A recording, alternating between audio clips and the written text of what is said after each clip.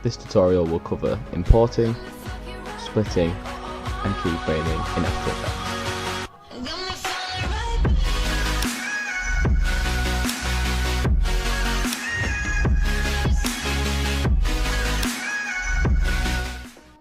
There are two main ways of importing footage into After Effects.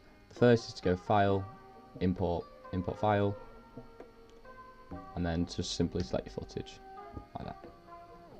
The second method, which I use most of the time, is just to pull up your Finder or My Documents, find your footage, and then just simply drag it into that box. Once you've imported your footage into After Effects, you're going to want to make a composition out of it. To do that, you just drag it over here to the little composition icon. This will create a composition which is the exact length of the footage you've just imported, so for me that's 22 minutes and 41 seconds. From here you may want to remove the slower parts of the gameplay, so say once he's landed nothing really happens for a bit, so I'll hold Command Shift and D, which splits the layer. It's Control Shift and D on Windows. Then find just before I get my first kill, so I'm about to get in a fight here, Command Shift D again, split the layer. So this part is the boring part, which we want to get rid of. So you simply select it, delete. Then whilst holding Shift, you want to drag your marker over to here, and then that'll snap onto the end of your footage. Then simply select your top layer, press open bracket, and then that'll push it to there.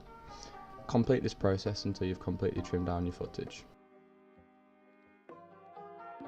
Once you get to the end of cutting it down, you'll find out that your composition's a lot longer than where your gameplay ends. So go to the very end point and copy this value here, so that's the timestamp of where your footage ends.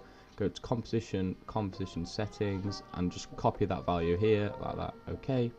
Then that cuts down your composition to exactly what your footage is. Now onto keyframes. You'll be using these constantly, whatever level you are at After Effects. They essentially just tell the system two values at two different points of times.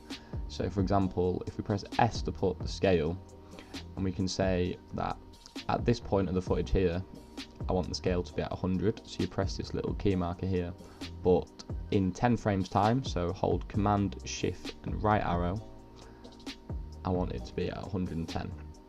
And then between then, After Effects works out the values going from 100 to 110. So you'll be using these for everything. Other useful shortcuts which you'll be using for your footage a lot, so if you press T, that brings up the opacity. If you hold Shift while you're doing this, it brings them all up at the same time as well. So you've got P for your position, you've got R for your rotation, and as I said earlier, S for scale. These are your four main ones for your footage, but you'll be using keyframes for all the effects you use and stuff like that. Thanks for watching. Make sure to leave a comment down below with what tutorial you want next, and I'll see you in the next one.